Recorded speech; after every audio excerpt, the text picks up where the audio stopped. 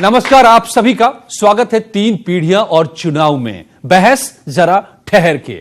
और तीन पीढ़ियां और चुनाव में आज हम बात कर रहे हैं डर्टी पॉलिटिक्स की। जी, चुनाव के दिन है, चुनाव चल रहा है और इसमें जो पॉलिटिक्स का एक डर्टी साइड, एक वो पहलू जो हम सबको शर्मसार करता है, बार बार उभर कर वो सामने आ रहा है।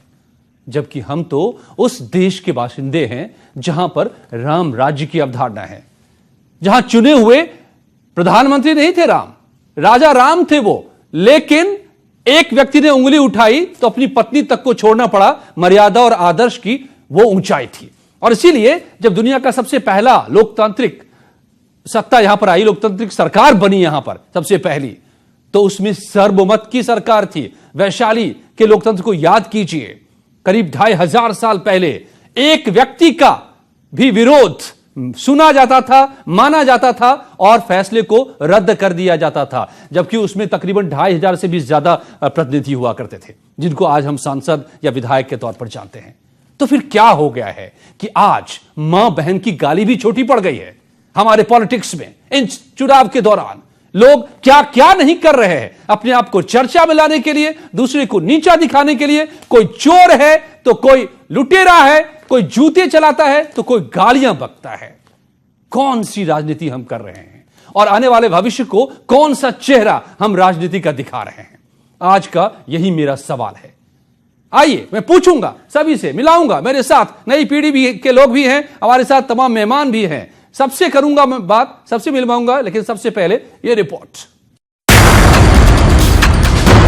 विवादित बयान, महिला अपमान, चुनाव आयोग की धीमी चाल, धर्म के नाम पर वो, थप्पड़बाजी, जूतम पैजाट, ये वो मुद्दे हैं जिनकी म्यान में 2019 की चुनावी तलवार सजाई जा रही है। वैसे तो सियासत का शर्म से कोई संबंध नहीं, मगर लोकतंत्र के तमाम लोकनायकों ने लिहाज की लाश पर अमर्यादा का लबादा लपेटकर इस चुनावी इम्तिहान में सभ्य यंत्र का दाह संस्कार कर दिया। 10 बरस जिसने रामपुर वालों का खून पिया, लहू पिया, जिसकी उंगली पकड़कर हम रामपुर में लेकर आए, रामपुर की गलियां, रामपुर की सड़कों की पहचान कराई, किसी का कांधा नहीं लगने दिया उसके शरीर से, आप गवाही दोगे। कांधा नहीं लगने दिया, छूने नहीं दिया, गंदी बात नहीं करने दी। आपने 10 साल अपना प्रतिनिधित्व कराया। रामपुर वालों, उत्तर प्रदेश वालों, हिंदुस्तान वालों, उसकी असलियत समझने में आपको 17 बरस लगे। मैं 17 दिन में पहचान गया कि इनके नीचे का जो वो खाकी रंग का है। सुन लो राजबब्बर के कुत्तों, तुमको और तुम्हारे नेता नचनिया को दौड़ा दौड़ा के जूतों से मारूंगा। जो झूठ फैलाया समाज में, जहां मिलेगा गंगा माँ की सौगंध, तुझे जूतों से मारूंगा। तुझे तेरे दलालों को लिखा है कि अगर इस देश का चौकीदार चोर है, अगर तू बोलता तो उन्हें सीधा देखा फेसबुक। जनप्रतिनिधियों में ऐसे जुबानी जंग शायद ही कभी देखी गई हो। बिगड़े बोल की बिसात पर सियासत के सभ्य चेहरे राजनीति के चेहरे पर असभ्यता का कालिक पोत रहे हैं। कहीं बयान वीर विवादित बोलों से प्रहार कर रहे हैं तो कहीं थप्पड़बाजी और जूतम पैजार के जरिए संसद का संग्राम छेड़ा जा रहा है। संत कबीर नगर वाले शरद त्रिपाठी के बूट बवाल को आप भूले भी नहीं होंगे कि बीजेपी के राज्यसभा सांसद जीवीएल नरसिम्हा राव पर एक शख्स ने जूता बरसा दिया।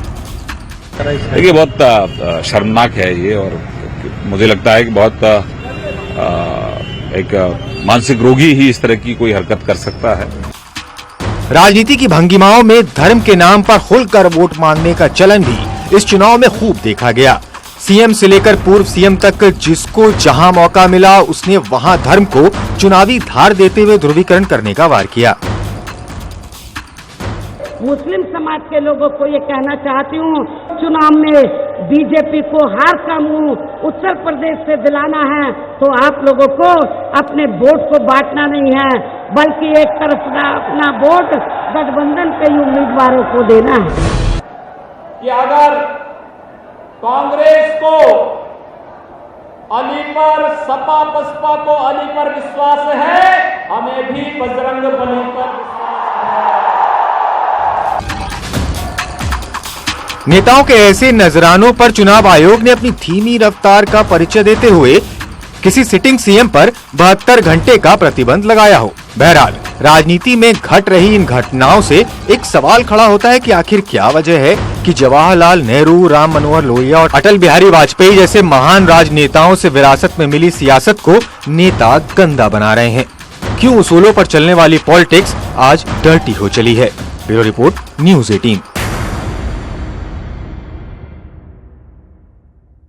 जी, तो आपने सुना कि किस तरह के हालात आज पैदा हो रहे हैं, और ये तो हम सारी बातें नहीं दिखा सकते इस एक प्रोग्राम में। जितना जो कुछ आ रहा है, हो रहा है, वो आपके सामने हर रोज आ रहा है, क्योंकि आजकल जमाना है टीवी का और टीवी पे सब दिखता है, कैमरा सब कुछ बता देता है। आइए मेरे साथ जो मेहमान जुड़े हुए हैं मैं उनसे मिलवाऊं। प्रिया चौधरी मेरे साथ बीजेपी की तरफ से है, बहुत बहुत स्वागत है प्रिया जी का। आइए स्वागत करते हैं हम लोग। मेरे साथ हैं डॉक्टर अजय उपाध्याय, प्रवक्ता कांग्रेस के, बहुत बहुत स्वागत है। मेरे साथ डॉक्टर एमएच खान साहब बीएसपी के नेता हैं, बहुत बहुत स्वागत है खान साहब।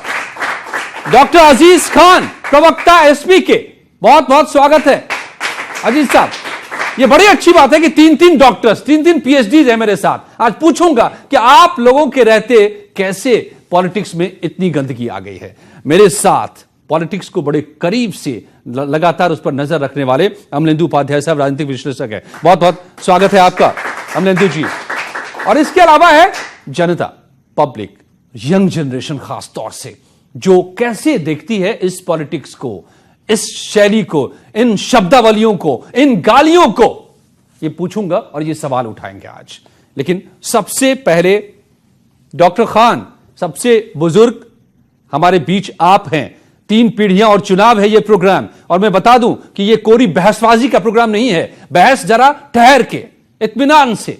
आप बताएं, आपने तीनों पीढ़ियों की पॉलिटिक्स को देखा है, क्या हो गया है आज की राजनीति को? देखिए अजय जी, ये आजकल जो राजनीति का माहौल बन गया है वो किसी भी तरह से सत्ता पे काबिज होने की स्थिति है। सेवा भाव नहीं रह गया है कि हम सेवा करने के लिए आ रहे हैं। पहले के हमने देखा है कि लोग एमएलए होते थे, एमपी होते थे, रिक्शे से चलते थे और रिक्शे पर चल के लोगों के बीच में पहुंचते थे। एक जीप से, एक गाड़ी से चुनाव प्रचार करते थे। आज नेताओं में होड़ मची हुई है कि किसके पास कितनी लंबी गाड़ी होनी चाहिए, किसके पास कितनी गाड़ियों की कतार होनी चाहिए। तो उसका ये फायदा उठाते हैं कि हम कब सत्ता में पहुंच करके और अकूत धन अर्जित करें। ये समाज के लिए बड़ी खराब स्थिति आज के डेट में आ गई है। तो और अगर नहीं कुछ कर पाते हैं तो मां बहन की गाली भी बक रहे हैं, और नहीं कुछ कर पाते हैं तो आपको ही ऊपर हमले भी कर देते हैं। आप लहू लुहान भी हो जा रहे हैं। आप किसी तरह से बूथ कैप्चरिंग भी कर ले रहे हैं।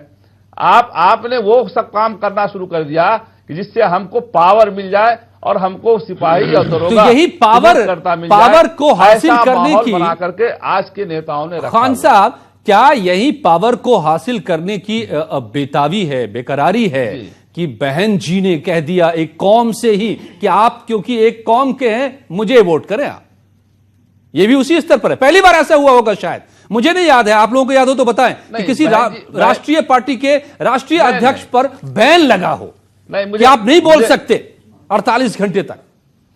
ये नौबत आ गई। हाँ, अब आप सुन लीजिए ना। देखिए, एक तो बहन जी की बात को ट्वीट गलत किया गया है। बहन जी ने कहा था ये बात हर पॉलिटिशियन कहते हैं, कहने के बाद जब सवाल उठते मुस्लिम वर्ग का हमने एक टिकट नहीं देख लीजिए, सुन तो लीजिए मेरी बात को।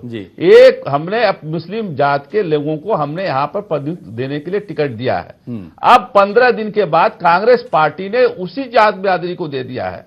तो हमने ये कहा है कि आप लोग इकट्ठा हो जाइए, और जो हमको 2014 में जिस पार्टी ने आपसे कहा क्यों कहेंगे कि 15 लाख कहेंगे आप? क्या कांग्रेस को चुनाव लड़ने का अधिकार नहीं है? क्या कांग्रेस ने अगर खड़ा कर दिया तो वो गलती कहां से हो गई? क्यों कोई जाति या धर्म की वजह से एक को वोट दें? ये तो अपने आप में बड़ी अजीब सी बात है। इसको डिफेंड भी कर रहे हैं आप कि एक तो आप धर्म के आधार पर वोट मांगते हैं, फिर डिपेंड करते हैं। ये सोचिए डॉक्टर साहब, सोचिए। मैं मौका देता हूं अजीज खान साहब के पास भी आऊंगा, लेकिन डॉक्टर अजय उपाध्याय भाई, ये क्या है? अब आपके नेता तो सीधे प्राइम मिनिस्टर को ही कहते हैं कि चोर है। मतलब ये नौबत अब आ गई है। वो चोर है तो केस कीजिए, उसको उनको जेल में होना चाहिए, किसी थाने के हाजत में होना चाहिए। उनको प्राइम मिनिस्टर कैसे रहेगा वो व्यक्ति? अजय जी, और अगर प्राइम मिनिस्टर है तो वो चोर कैसे उसको कहा जाएगा? अजय जी, बहुत ही अच्छी बहस और बहुत ही अच्छे टॉपिक पर आज आपने ये शुरुआत की है। यदि ऐसी चीजें मीडिया में आने लगे और ऐसी चीजों पर बहस हो तो निश्चित तौर पे हमारी नई जनरेशन और राजनीति की दिशा और दशा दोनों बदलेगी। भारत लोकतांत्रिक देश है और लोकतंत्र में शालीनता नहीं हो, लोकतंत्र में विनम्रता नहीं हो और राजनीति करने वाले लोग एक सही सच्चरित्रता के साथ देश के दिशा को आगे नहीं बढ़ाएं तो फिर राजनीति का स्तर निश्चित तौर पे गिरेगा और आज वो निरंतर गिरता रहा है। अक्रॉस द पार्टी लेवल में बात कर रहा हूं जी। आज जरूरत है, आपने सुना होगा राम मनोहर लोहिया जी ने बार बार वो कहते थे कि लोक राज, ये लोकतंत्र लोक राज है, जनता का राज है। और लोक राज जो है लोक लाज से चलता है। जब यदि लोक लाज नहीं हो तो वो राज चलाने का कोई अर्थ नहीं है। मैं कहता हूं कि जो उस पद पे है उसकी भाषा का भी, उसकी शालीनता का भी जरा आप उदाहरण पेश करेंगे तो आपको पाएंगे पिछले 4 वर्षों में किन किन तरह के भाषा का प्रयोग प्रधानमंत्री जी स्वयं अपने भाषणों में लगातार कर रहे हैं। चुनाव के दौरान जवाब प्रिया देंगे, कभी वो पिछड़े बन जाते हैं, ऐसे सरेआम चोर चोर चोर हिंदू हो जाते हैं, कभी वो मुस्लिम हो जाते हैं। दुखद है इस देश में जहां तक चोर की बात है। एक सवाल होते हैं अजय जी, हमने चोर प्रधानमंत्री जी को नहीं कहा, नरेंद्र मोदी जी को नहीं कहा, हमने उस चाकूदार को कहा है जिसने इस देश में लोगों को धोखा और जुमला पढ़ करके चाकूदारी की बात की थी। और चाकूदार रहते हुए राफेल की इतनी बड़ी चोरी होती है। देश से 30 लोग बैंकों का पैसा लेकर के बाहर विदेश चले जाते हैं और उस पर कोई कार्रवाई नहीं होती। और भी बहुत सारे हैं, मैं एक-एक करके आता हूं आप सभी के पास में। 5 लोग भी नहीं आया विदेश से, लेकिन देश से 5 नाम जरूर हम बता सकते हैं। ठीक है, ठीक है, मैं आऊंगा दोबारा आऊंगा। देखिए सबको पहले ले लूं मैं एक-एक करके। नीरो, सबको आपने जाना, कैसे कैसे सबको देश से जाना पड़ा है। ठीक है, इसका जवाब प्रिया देंगी। बार बार वो लोग जवाब दे भी रहे हैं कि आपके वक्त में ये लोग घपले करते रहे, अब इन्होंने कानून बनाया है कि उनको पकड़ के ला रहे हैं। ये इनका कहना जवाब है। जो बोलेंगे प्रिया मैं पहले से जानता हूं क्योंकि हर रोज यही काम कर रहा हूं, डिबेट ही कर रहा हूं। कुछ नई बातें बताइए अजीज खान साहब, डॉक्टर अजीज खान। डॉक्टर साहब भाई, आप लोगों के ऊपर भी बहुत सारे अब तमगे लगते रहे हैं, है ना, दबंगई वाले, गुंडई वाले, पता नहीं किस किस तरह के तमगे लगते रहे। मैं नहीं लगाना चाहता, ये जो रहे हैं मैं वो बता रहा हूं। क्या आज की राजनीति वाकई वहां पहुंच गई है कि कभी कभी शर्म आती है कि ये हमारे नेता है, ये हमारे राजनेता है, ये हमारे लीडर्स है, हमें लीड करते हैं, देश को आगे ले जाने का काम इनके हाथों में हम देते हैं। जिस तरीके का गुफ्तगू चल रहा है वाकई में ये बहुत ही ये एक नई दिशा देगा राजनीति को। और आपने टॉपिक बहुत ही बेहतर चुना है। एक बात समझें, आपने कहा साहब दबंगई का आपके ऊपर आरोप लगा और जो भी तमाम बातें कही आपने। आज आप देखिए कि संवैधानिक पद पर बैठा हुआ शख्स वो कैसी कैसी बातें कर रहा है। अफसोस की बात है कि खुलेआम संविधान की धज्जियां उड़ाई जा रही हैं। खुलेआम आप देखिए चुनाव आयोग को पूरी तरह से चैलेंज किया जा रहा है। अजय जी, आप एडीआर की रिपोर्ट को अगर देखें तो आप पिछले 5 साल का जो कार्यकाल है बीजेपी का, आपने चूंकि एक आरोप लगाया इसलिए मैं इसे कहना बहुत आवश्यक था, हालांकि मैं इस मुद्दे पे जाना नहीं चाह रहा था। 172 बार हेट स्पीच दिया गया है 44 नेताओं के द्वारा इन 5 सालों में। आप समझे यूपीए 2 में यह केवल 31 बार था, यानी 500% का इजाफा हुआ है हेट। तरक्की कर रहे हैं सवाल इस बात का कि आगे बढ़ रहे हैं। यह हेट स्पीच की बढ़ोतरी क्यों हुई? कि कभी खान साहब, एमएच खान साहब वाली पार्टी जो है बीएसपी कहती थी कि चढ़ गुंडन की छाती पर मुहर लगाओ हाथी पर, और आज मायावती जी ने एक ही मंच से मैनपुरी में कहा है कि पिछड़ों के असली नेता मुलायम साहब है। तो भाई ये जनता किसको क्या समझे, किसको क्या समझे? और ये सत्ता लोलुपता नहीं तो क्या है? ये मैं सवालों के साथ छोड़ जाता हूं। देखिए अजय जी मुझे 30 सेकंड का कोई बात सुनाइए, अपनी बात रखने के लिए मुझे 30 सेकंड का मौका दे। 30 सेकंड का मौका दे। सर आप इस बात को समझिए, पिछला इतिहास तो देखिए ना सर आप। आज मुख्यमंत्री, उत्तर प्रदेश का मुख्यमंत्री साहब किस तरीके की बात कर रहा है साहब, धर्मों में लोगों को बांट रहा है, ध्रुवीकरण का प्रयास कर रहा है, अली बजरंग बली की बात कर रहा है। अब साहब कह रहा है एक खास कौम को हम इस देश में रहने नहीं देंगे, तमाम तरीके की बातें। आप उस पर चर्चा नहीं कर रहे। अजय जी, आप तो मेरा सवाल है कि आप अली की बात करते हैं, वो बजरंग बली की बात करते हैं। पिछड़ा नेता यानी एक जनता कहती है कि भाई इनको मंदिरों मस्जिदों में रहने दीजिए, हमारे लिए आप क्या करते हैं ये बताइए। तो आज देखिए कि आज बीजेपी को तकलीफ कितनी है, क्योंकि वो बेनकाब हो रहे हैं। आज जनता बीजेपी से पूछते तो प्रिया से, बीजेपी बेनकाब हो रही है। प्रिया चौधरी मेरे साथ है बीजेपी कर रहे हैं। मैं खान साहब लौटूंगा आपके पास, एमएस खान साहब। तकलीफ होना जायज है, तकलीफ होना जायज है। ठीक है, ठीक है, ठीक है। पार्टी विद अ डिफरेंस, चाल चरित्र वाली पार्टी है ये, चेहरा वाली पार्टी है, राम राज्य की बात करती है। और राजा राम ऐसे शासक थे जो सवालों से परे थे। एक उंगली उठी तो उन्होंने पत्नी का त्याग किया, और बहुत कुछ उनके जीवन में बहुत सारी ऐसी मर्यादा की बातें हैं। कहां गई वो मर्यादा? देश के प्रधानमंत्री के रूप में जो राम बैठा है वो भी यही कहता है कि फकीर हूं, झोला है मेरे पास और कुछ नहीं है। एक बात बता दूं, जो ये बात की जा रही है, हर एक्शन का एक रिएक्शन होता है, ये हम सब जानते हैं। ये जो जितनी हेट स्पीचेस की बात हो रही है, ये बयानबाजी की बात हो रही है, क्या ये सिर्फ पिछले 5 साल में उभर कर आई है? और अगर पिछले 5 साल में उभर कर आई है तो कब आई है? उस दौरान आई है जब 2013 में चुनाव कैंपेन शुरू हुआ था, जब ये खुले तौर पर कह दिया जाता था कि एक चाय वाला प्रधानमंत्री बनेगा क्या, जब ये कहा दिया जाता था कि खून का सौदागर है, खून की दलाली करता है। जब ये वर्डिंग्स निकल कर आई तो उनका रिएक्शन कुछ ना कुछ तो सामने आएगा ही। सिर्फ पिछले 5 साल में ही सारे नकारात्मक काम हुए हैं ऐसा नहीं है, जो सकारात्मक काम हुए हैं उनके लिए भी तो कोई बात करे। ये जो मैं आज यूथ लीडर के तौर पर यहाँ पर बैठी हूँ, जो सामने जनता यूथ यहाँ पर बैठी है, वो ये बयानबाजी नहीं सुनना चाहती कि तू और मैं, एक चाय वाला है तो हम दूध वाले हैं, ये बयान नहीं सुनना चाहती। अली और बजरंग बली एग्जैक्टली नहीं सुनना चाहती है। जनता ये सुनना चाहती है कि आप हमारे लिए करोगे क्या, कौन सी पॉलिसीज पे काम करोगे। आपको क्या लग रहा है कौन जिम्मेदार है इसके लिए? देखिए, जिम्मेदार सिर्फ किसी एक व्यक्ति या किसी एक दल को नहीं ठहराया जा सकता, और मुझे लगता है कि जनता भी जो है थोड़ी बहुत उसको भी अपनी जिम्मेदारी महसूस करनी चाहिए। सारी चीजें हैं। देखिए, पहले होता क्या था कि चूंकि आज़ादी की लड़ाई के बाद जब स्वतंत्र भारत की राजनीति शुरू हुई जी, तो राजनेताओं के अंदर एक भाव जो सेवा का था, जो आज़ादी की लड़ाई से निकले हुए लोग थे। हालांकि उस दौरान भी ऐसे लोग आए जो आज़ादी की लड़ाई में नहीं थे, वो भी आए जी, लेकिन देश की जनता ने उनको ठुकराया, और जो आज़ादी की लड़ाई का जिनके पास अनुभव था या जो उनकी प्रेरणा थी वो जिनके साथ थी, देश की जनता ने उनको अपनाया। बिल्कुल। तो इसलिए राजनीति का स्तर मेंटेन रहा। आपने जैसे अपना ये प्रोमो चलाया और आपने उसमें बताया कि पंडित जवाहरलाल नेहरू, डॉक्टर राम मनोहर लोहिया और अटल बिहारी वाजपेयी, इन लोगों से संसद चला करती थी और उनकी बहसें सुनने लायक हुआ करती थी। मुझे लगता है कि वो स्तर 90 के दशक तक भी शायद वो कायम रहा, और 90 के दशक के बाद धीरे धीरे वो गिरावट जो थी एकदम से आना जो शुरू हुई। और फिर मैं समझता हूँ शायद उसमें इलेक्ट्रॉनिक मीडिया जो है उसका भी एक थोड़ा सा रोल है, चूंकि लोगों को लगने लगा कि अगर आप कुछ करेंगे तो वहां आपको माइलेज मिलने लग जाएगा, अब हेडलाइंस भी दिखने लगेंगे, अब स्क्रीन पे दिखेंगे, स्क्रीन पे दिखने लगेंगे। तो ये जो लालच बढ़ा कि स्क्रीन पे आप दिखने लग जाएंगे। ये जो कोई भी पॉलिटिक्स पार्टी है, ये कभी हिंदू मुस्लिम करती है। बीजेपी स्पेशली हिंदू मुस्लिम के ऊपर ही आई थी कि राम मंदिर बनवाएंगे। लोगों के बीच में ये चीज फैलाई कि राम मंदिर बनना चाहिए वहां पर, क्यों बनना चाहिए, किस लिए बनना चाहिए, इस पर कभी बात नहीं करी इन लोगों ने। बस लोगों के अंदर र्यूमर फैलाई कि राम मंदिर बनना चाहिए। हम लोग हैं, हम अपने बराबर वाले मंदिर में कितना जाते हैं जो हम राम मंदिर दर्शन करने जाएंगे। टूरिस्ट प्लेस की चलो मान लिया, उस तरीके से कोई जा सकता है। यहाँ पर पूजा पाठ की बात कर रहे हो आप, और दूसरी जगह देश को बांट रहे हो हिंदू मुस्लिम में। हिंदुत्व का मतलब क्या है यहाँ पर बीजेपी का, कि हिंदू अलग कर दो मुस्लिम अलग कर दो, ये राजनीति कर रही है बीजेपी। तो ये क्यों कर रही है इस तरीके की राजनीति? दोनों का सवाल मोटे तौर पर एक है कि आप ऐसे मुद्दों को लाकर पॉलिटिक्स कर लेते हैं, उसमें लोगों को उलझा लेते हैं, जिसमें असल जो चीजें हैं जिससे भला होगा लोगों का वो पीछे छूट जाता है।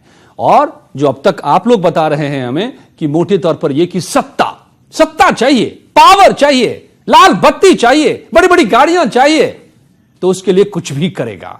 तो फिर यह सुधरेगा कैसे? ये पॉलिटिक्स में से डर्टी एलिमेंट कैसे बाहर आएगा? मैं पूछूंगा आप सभी से कुछ ही पलों में। बहस जरा ठहर के, इत्मीनान से। और एक जो सवाल यहां उठाया गया ये काफी अहम है। देखिए, भविष्य क्या सोच रहा है, युवा भविष्य होते हैं और उन्हीं को बहुत सारी चीजें तय करनी होती है, बदलाव भी युवा ही लाता है। और उनका कहना है कि आजकल सिर्फ राजनीति हो रही है, और वो राजनीति कैसे कैसे हो रही है, क्या बंटवारे की राजनीति हो रही है। सीधे सीधे सवाल का जवाब देना चाहूंगी। उन्होंने पूछा कि राम मंदिर क्यों बनना चाहिए, ये नहीं बताया जा रहा। जब बाबर भारत में आया था, एक आक्रांता भारत में आया था, तो उन्होंने राम मंदिर को तोड़ के एक ढांचा खड़ा किया था जो मस्जिद नहीं है। एक ढांचा खड़ा किया था कि यहाँ पर कोई भी विश्राम करे, कोई भी आए, कोई भी अपनी पूजा पाठ करना चाहे मुस्लिम धर्म के हिसाब से तो वो कर सकता है। सवाल ये खड़ा होता है कि क्या ये हिंदू मुस्लिम अब शुरू हुआ है? ये हिंदू मुस्लिम तो उस वक्त से है जब हमारे देश के लोग चुप बैठे थे और आक्रांता आकर यहाँ के हमारे हिंदू तीर्थों को तोड़ रहे थे। उसके बाद आजादी के बाद से आज तक भारतीय जनता पार्टी कितने दिन सत्ता में रही है? बिल्कुल भी नहीं रही, बहुत कम समय के लिए रही है। तो किन लोगों ने बांटने की राजनीति करी है और किन लोगों ने नहीं करी, ये आपको समझ आना चाहिए। और राम मंदिर वहां पर क्यों बनना चाहिए? सिर्फ वहां पर मंदिर का एक स्ट्रक्चर खड़ा करना मकसद नहीं है, राम जन्म भूमि का मकसद है। ये कहा गया है कि आप मस्जिद कहीं पे भी बना सकते हैं, वो शिफ्टेबल है। शायद सऊदी अरेबिया में या कहीं पर हुई है, पूरी की पूरी मस्जिद शिफ्ट करी गई है। हमारा सवाल है कि राम मंदिर, राम जन्म स्थान वहां होना चाहिए। और एक और चीज, जब ये बयान दिए जाते हैं कि दशरथ राजा के महल में 300 कमरे थे, बता तो दो कौन से में पैदा हुए थे श्री राम। तो ये भावनाओं को आघात करने वाले बयान होते हैं। आपने एक बड़ा अच्छा प्रश्न किया था कि सत्ता किसके लिए। सत्ता तो चाहती है, राजनीति करने वाली पार्टियों का बनता भी है, ट्रस्ट का काम तो कोई करने नहीं आया है, लेकिन सत्ता क्यों? मैकियावेली का एक उदाहरण है और दूसरा इसी देश के एक हमारे राजनीतिज्ञ थे चाणक्य, उनका उदाहरण है। दोनों ने कहा सत्ता चाहिए, शक्ति चाहिए, लेकिन फॉर हुम, किसके लिए वो शक्ति चाहिए? गांधी ने इसका उत्तर दिया, महात्मा गांधी ने, सत्ता समाज के दबे कुचले लोगों के लिए चाहिए, सेवा, गरीबों के लिए चाहिए, सेवा के लिए चाहिए। और राजनीति करने वाले को ये जरूर ध्यान रखना चाहिए। लेकिन आज तो लंबी गाड़ी के लिए सत्ता चाहिए, गलत, आज लाल बत्ती के लिए सत्ता चाहिए। गांधी का देश है, विवेकानंद का देश है, और इस देश में कम से कम राजनीति हमें करनी है तो साधन और साध्य की जो साम्यता है उस पर ध्यान देना चाहिए। लेकिन ऐसा हो नहीं रहा। जहां तक बात 10 सेकंड से जहां तक बात हमारी बहन प्रिया ने कही है, ट्रिपल तलाक को लेकर के बहुत सारे विवाद हैं और पार्लियामेंट में डिबेट है इस पर। कोई ऐसा नहीं है कि मैं यहाँ डिबेट करूं चैनल में बैठ के, और वो डिबेट मैं काउंटर नहीं मैं आप कर लीजिएगा।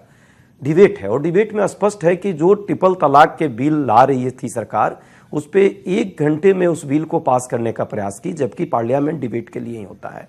आप उस पे विचार करते, और कांग्रेस का ऑब्जेक्शन कहाँ है? ऑब्जेक्शन है कि जो आप उस पे केस दर्ज करेंगे वो जेल में चला जाएगा, तो जो उनके बच्चे और वो जो औरतें हैं उनका क्या होगा? हम सिर्फ उसमें सुधार की बात तो वो कर तो रहे हैं। सुधार हो गया, हमारा नहीं हुआ, उसमें तो सुधार कर दिया गया कि डिस्ट्रिक्ट मजिस्ट्रेट के पास जाकर के आप वो जो क्रिमिनल केस उस पर दायर होगा, जबकि क्रिमिनल केस होगा, लेकिन जेल नहीं जाएगा और समझौता भी हो सकता है। ये मेरे ख्याल से हुआ है, मजिस्ट्रेट को दिया गया है, राइट? जो ये भ्रम फैलाने की कोशिश करी गई ना कि 3 साल तक जेल चला जाएगा, वो मैक्सिमम लिमिट है। मतलब कि 10 सेकंड और मंदिर की बात से वापस बाहर भी आ सकते हैं। 1 दिन से लेकर 3 साल तक की जेल का प्रावधान है, ये नहीं कि सीधा 3 साल का है। युवा पीढ़ी है हमारी बैठी है, क्या कह रही है, उसकी भावना जरा देखिए। सरकारों को देखना चाहिए, हर पार्टियों को देखना चाहिए, वो क्या चाह रही है। रोजगार मिलना चाहिए, लोगों को का कल्याण होना चाहिए, गरीबों का उत्थान होना चाहिए, महिला है खुद, महिलाओं की सुरक्षा होनी चाहिए। मैंने ये खास सिर्फ इसलिए जिक्र किया इस बात का कि कास्ट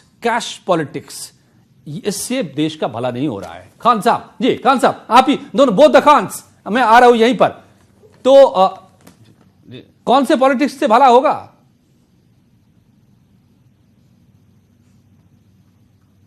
देखिए अजय जी, एक तो मुझे आपने समय कम दिया, आपने बहन जी की बात तो उठाई, लेकिन दूसरे लोगों की बात को आपने संज्ञान में नहीं लिया। देखिए आज उत्तर प्रदेश के अंदर योगी आदित्यनाथ जी, जो कि हिंदू युवा वाहिनी बना के चला रहे हैं, आज भी उसके अध्यक्ष हैं। और योगी आदित्यनाथ जी ने आप वायरस की बात की, हरा वायरस की बात की, और आपने बजरंग बली और अली की बात की, और बजरंग बली को दलित कहा, बजरंग बली को जाट कहा, बजरंग बली को मुसलमान कहा। ये एक संवैधानिक पद पर है, माननीय मुख्यमंत्री जी संवैधानिक पद पर है। इन्होंने शपथ लिया है, कसम खाया है कि मैं सबके साथ एक व्यवहार करूंगा। आप बताइए, इस तरह की भाषा का इस्तेमाल कर रहे हैं, और अगर चुनाव आयोग ने उन पर पाबंदी लगाया, उसके बाद भी वो मंदिर मंदिर घूम रहे हैं। सारे चैनल्स को खबर कर रहे हैं कि आ जाओ, मैं यहां पूजा करने जा रहा हूं, आ जाओ, मैं दलित के वहां खाना खाने जा रहा हूं। दलित के वहां खाना खाने पहुंचते हैं और वहां कहते हैं ये तार टूट गया, ये प्लास्टर खत्म हो गया है, वोट मांग रहे हैं और कह रहे हैं इसको मैं ठीक कराऊंगा। आप देखिए ये कौन सी पॉलिटिक्स है। देखिए बड़े नेता हैं आपके आजम साहब, बड़ा अच्छा बोलते हैं, उनकी बोली में जो है एक शायराना अंदाज उनका होता है ना। और उनका गढ़ है रामपुर, वहां से लगातार वो खुद जीतते रहे हैं, उनके सुपुत्र भी जीत चुके हैं यहां से, आपके बड़े नेता रहे हैं। और उनको जब चुनाव मैदान में जीतने के लिए क्या क्या किस किस चीज के कौन कौन से रंग बताने पड़ते हैं, तो फिर क्या यह शर्मनाक नहीं है? उनकी हैसियत पर सवाल नहीं है कि राजनीति को अपने गढ़ में जीतने के लिए किस गटर में डालना पड़ता है उनको।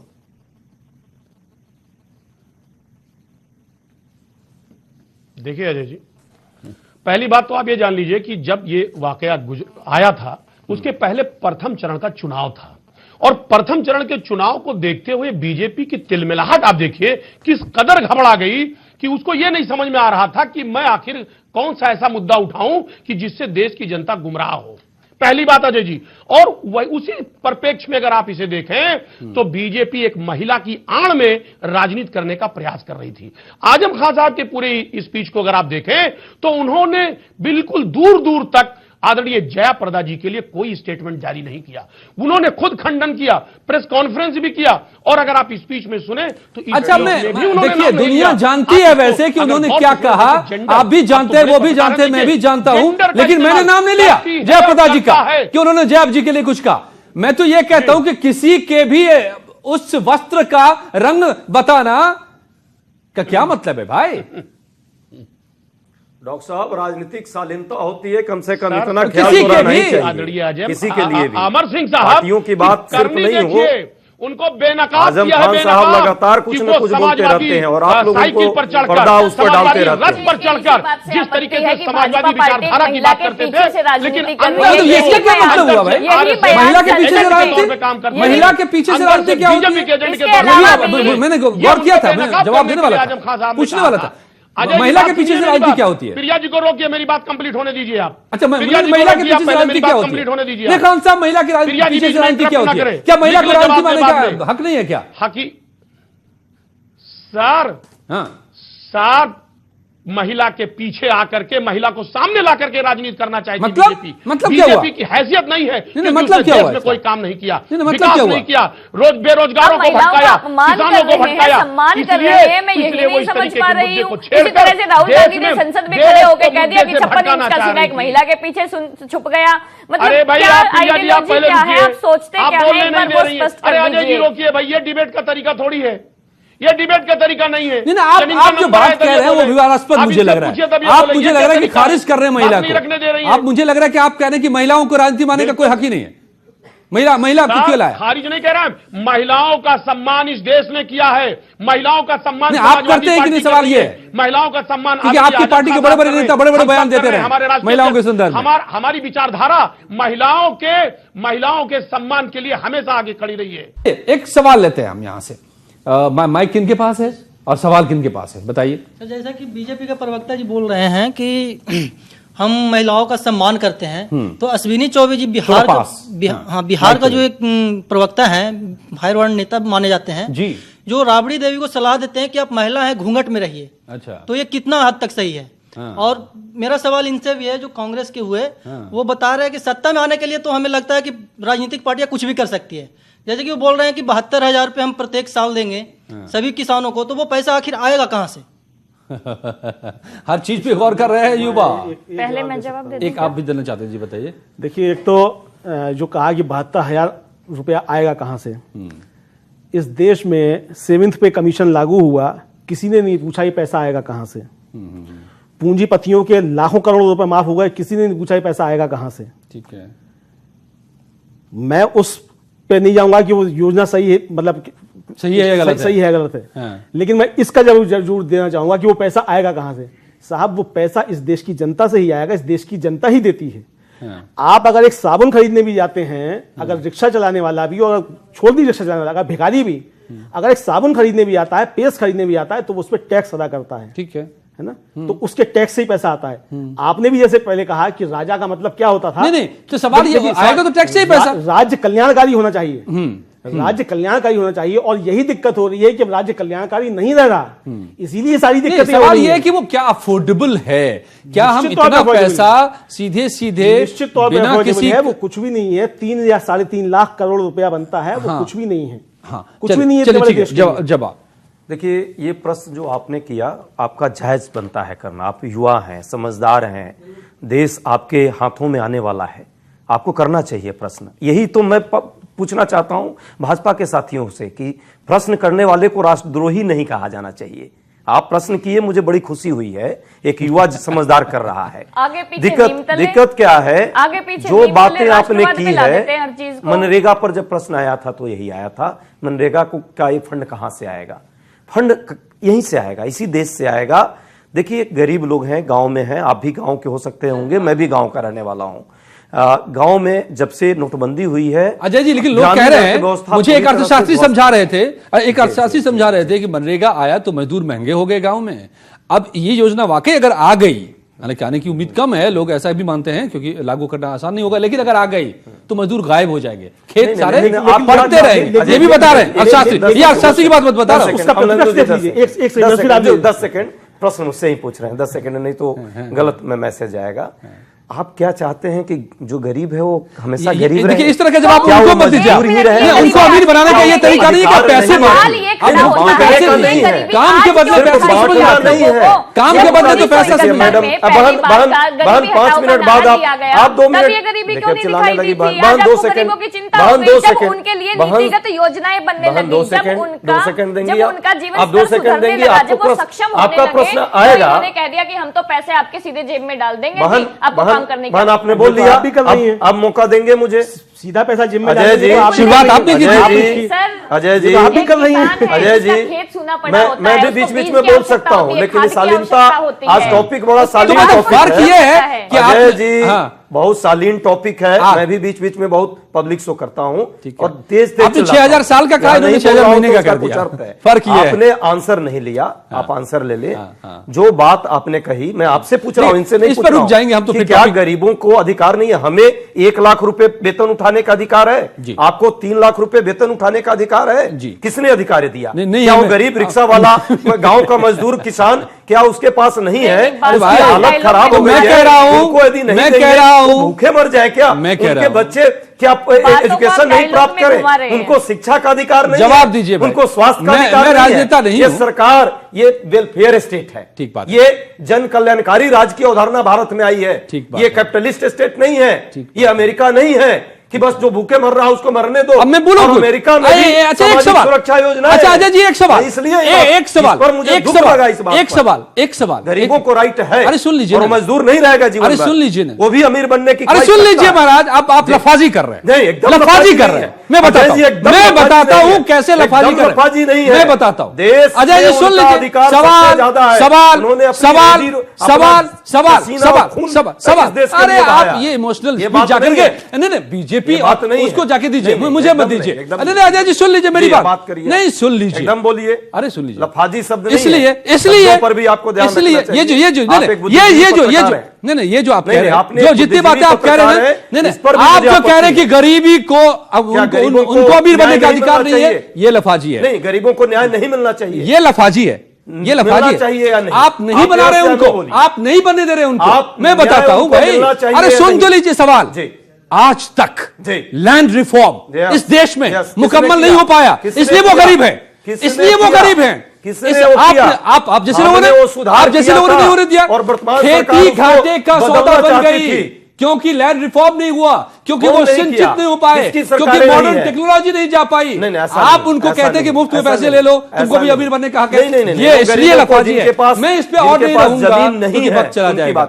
इस देश में 2014 का जब इलेक्शन हुआ था, लोकसभा इलेक्शन, लगभग 31% लोगों ने भारतीय जनता पार्टी को सपोर्ट किया था और 69% ने उनको अपोज किया था, मतलब अलग अलग जगह पर।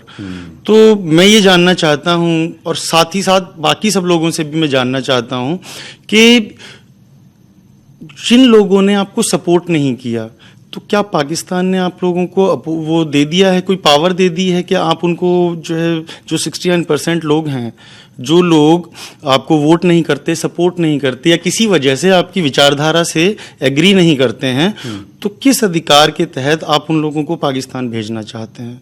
दूसरी सबसे बड़ी बात मैं कांग्रेस और बाकी सब पत्रकारों से जो लोग हैं उनसे भी पूछना चाहता हूं कि देश के 69% लोगों की बेइज्जती इस प्रकार हो जाती है और आप आवाज क्यों नहीं उठाते हैं? चलिए एक एक करके जवाब, एक एक करके। हाँ, जो आपने बाकी 69% बताए, उनमें से भाजपा को छोड़ के देश की तमाम राजनीतिक पार्टियों में उन्हें बांट दीजिए, उनका वोट प्रतिशत आ जाएगा निकल के। अब बात आते हैं पाकिस्तान भेजने के लिए।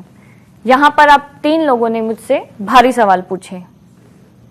राष्ट्रवाद पे सवाल खड़ा नहीं किया मैंने कि आप राष्ट्रवाद के प्रति कमजोर हैं, पाकिस्तान भेजने पे नहीं कहा मैंने, लेकिन जब नीतिगत और स्ट्रॉन्ग फैसले लिए जाते हैं, कठोर फैसले लिए जाते हैं, तो आप ये पूछने लग जाएंगे कि सर्जिकल स्ट्राइक हुआ भी था या आपने ऐसे ही टीवी पर आकर बोल दिया।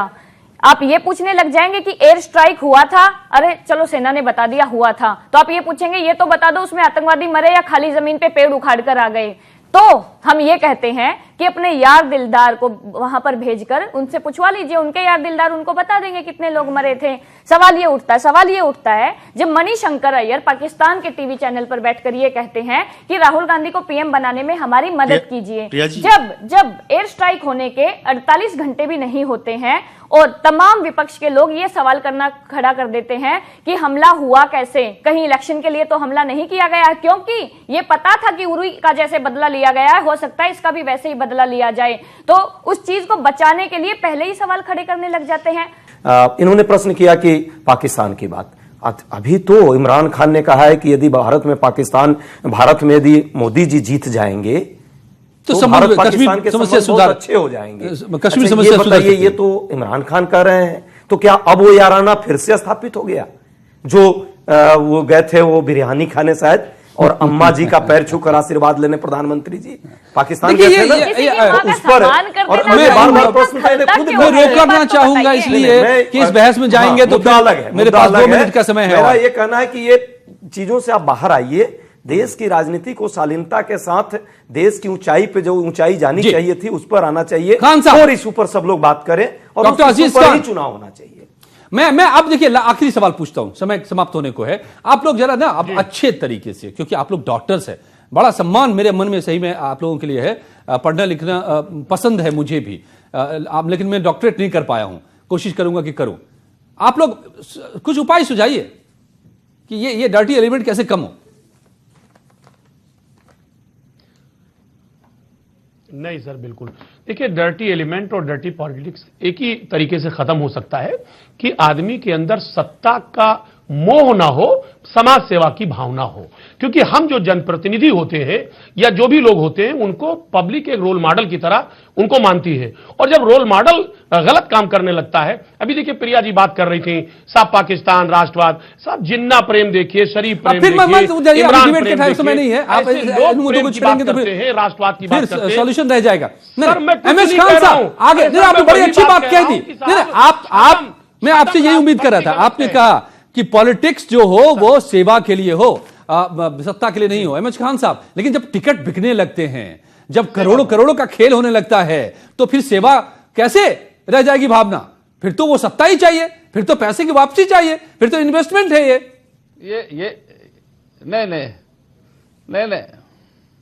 नहीं, ये इल्जाम गलत है, इस इल्जाम को मैं कंडम करता हूं। अरे भाई, आप पर नहीं इल्जाम लगा रहा हूं, मैं तो एक इन जनरल बता रहा हूं। जब प्रधानमंत्री नहीं, ये इल्जाम मेनका जी ने जरूर कहा था अभी हाल में, तो इल्जाम तो मेरे पे लगा दिया ना आपने। नहीं, सवाल है मेनका गांधी ने कहा था, इसका खंडन करता हूं। देखिए, जब समाज की सेवा होगी, देखिए अजय जी, देखिए, जब समाज की सेवा की बात आएगी तो सबसे निचले दर्जे में जो समाज जी रहा है, पहले उसकी उत्थान की बात करनी चाहिए। देखिए, आज ऊना में दलितों को मारा जा रहा है, प्रधानमंत्री जी मौन है। यहां पश्चिम में घोड़ी पे दलित चढ़ नहीं सकता, ठाकुरों ने एक बिरादरी ने मिलकर उसको मारा। आप कहां की बात कहां कर रहे हैं? समाज को उठाने की बात करिए पहले।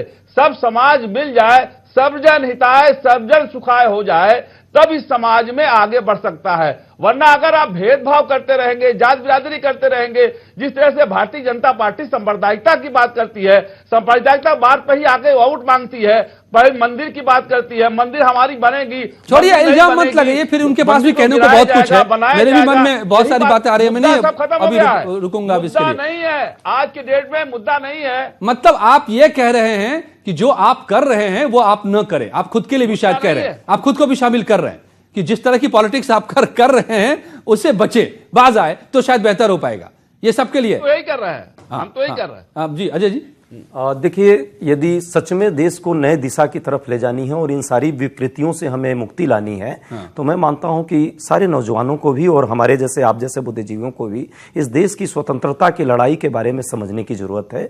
गांधी को ईमानदारी से पढ़ने की जरूरत है। महात्मा गांधी से बड़ा प्रयोगशाला इस देश में किसी ने नहीं स्थापित की थी। और यदि हम उन रास्तों पर चले, साधन और साध्यता के साम्यता और सूचिता पर, तो मुझे लगता है सारी समस्याओं का निदान उसी में है। लेकिन दुर्भाग्य से हम दोहरा चरित्र जी रहे हैं। हम व्यक्तिगत जीवन अलग जीते हैं और सामाजिक जीवन अलग जीते हैं। दोनों में यदि साम्यता हो जाए तो मुझे नहीं लगता कि देश में किसी भी समस्या का समाधान नहीं हो सकता। विचारधारा अलग हो सकती है, भाजपा की अलग होगी, कांग्रेस की अलग होगी, सपा बसपा की अलग होगी, और ये विविधता का देश है, विभिन्न धर्मों का देश है, विभिन्न संस्कृतियों का देश है, तो होना चाहिए। लोकतंत्र के लिए अच्छा है, लेकिन सबके बीच मैं मानता हूं कि ईमानदारी से, ठीक बात, एकदम अंदर से ईमानदार होकर के आप देश हित में मतलब दोहरापन नहीं, दोहरा चरित्र जब हम जीते हैं, मैं दोगला शब्द ना भी बोलूं, लेकिन दोहरापन नहीं होना चाहिए, है ना जी।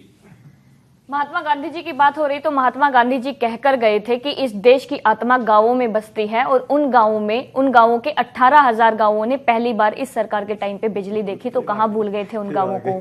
पहली बात नहीं फिर नहीं आ गई। और हमारे लिए राष्ट्रवाद का जो ये आरोप की तरह हमारे ऊपर मढ़ा जाता है, इसका जवाब सिर्फ इतना है, पूर्व से पश्चिम, उत्तर से दक्षिण का विकास करना हमारे लिए राष्ट्रवाद है, और उसमें तमाम मदे शामिल है। ठीक है जी। देखिए, मैं तो सबसे अलग एक और बात कहना चाहूंगा कि असल में शुरुआत तो जो गंदगी फैलने की शुरुआत जो वो भी राजनीतिक दलों ने शुरू की है, तो सुधारने की शुरुआत भी उनको ही करनी होगी। बिल्कुल। सबसे पहली चीज तो ये होना चाहिए, और जनता को भी ये बात कहनी चाहिए कि जो आयाराम गयाराम वाले लोग हैं, जिनका किसी विचारधारा से कोई लेना देना नहीं है, आज आते हैं और कल शामिल हो जाते हैं। टिकट नहीं मिला तो उनकी तुरंत आस्था बदल गई, रातों रात चली रातों रात। और अब तो नेताओं की छोड़ी पार्टियों की भी आस्था बदल जा रही है, आस्था बदल जा रही है, वो भी बदल जा रही है। दूसरी बात ये कि आसमान से आता है हेलीकॉप्टर से, और आप उसको आकर के तुरंत टिकट दे देते हैं। आपका खुद का जो वर्कर जो क्षेत्र में काम कर रहा है, विनेबिलिटी होनी चाहिए बस, आप उसको किनारा कर देते हैं। ऐसे लोग, देखिए, राज्यसभा किस लिए बनाएगी? राज्यसभा इसलिए बनाई गई कि जो जनता से जीत के नहीं पहुंच सकते, मगर एकेडमिशियन हैं, खिलाड़ी हैं, इस तरीके के, मतलब जो समाज के जो और इस तरह के जो लाभान्वित करने वाले लोग हैं, वो जो जनता की राजनीति से नहीं जा सकते, मगर उनका देश के बनाने में योगदान है, उनको राज्यसभा से भेजा जाए। तो वहां तो पहुंच रहे हैं सब करोड़पति और अरबपति, और आप जो है फिल्म से आ गया और खेल से आ गया, उसको ला करके आप जो है अपने ही कार्यकर्ता के ऊपर तरजीह देकर के उसको तुरंत मैदान जमीन से नेता ने पैदा कर रहे हैं, आप पैराशूट से गिरा रहे हैं, पैराशूट से लेकर के आ रहे हैं। तो फिर इस पैराशूट कल्चर के खिलाफ भी मुझे लगता है कि जनता को आवाज उठानी चाहिए। और दूसरा, जनता की जिम्मेदारी है कि आपको अपनी जाति का जो है अपराधी वो तो नेता लगता है, और दूसरी जाति का जो है नेता भी अपराधी लगता है। इससे थोड़ा मुक्ति पानी चाहिए। जनता की भी जिम्मेदारी है कि जनता को भी अपनी आंखें खोलने की जरूरत है।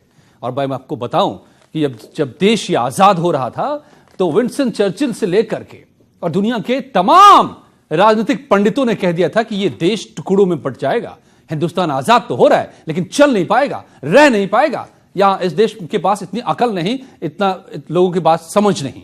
लेकिन ये देश चला भी, बढ़ा भी और बढ़ भी रहा है। बहुत सारी चीजें अच्छी भी हो रही है यहां पर, लेकिन जो बीमारियां ये लग रही हैं राजनीति की, क्योंकि यही राजनीति देश को चला भी रहा है, उस बीमारियों से खबरदार होने की जरूरत है। क्योंकि वो खतरा जो उस वक्त था वो खत्म नहीं हुआ है आज भी। वो अशांतियां आज भी बरकरार हैं, जिस वजह से तब उंगलियां उठाई गई थी या आशंकाएं जाहिर की गई थी। लेकिन अगर राजनीति ने बांध कर इसको रखा और वो खुद बीमार हो जाएगी, तो फिर देश खतरे में जा सकता है। इसलिए राजनेतागण, आप सबसे आग्रह है कि थोड़ा ठीक कीजिए, उस डर्टी साइड को खत्म कीजिए, अपना इलाज कीजिए। धन्यवाद आप सबका मेरे साथ जुड़ने के लिए इस चर्चा में, 3 पीढ़ियां और चुनाव। बहुत बहुत शुक्रिया।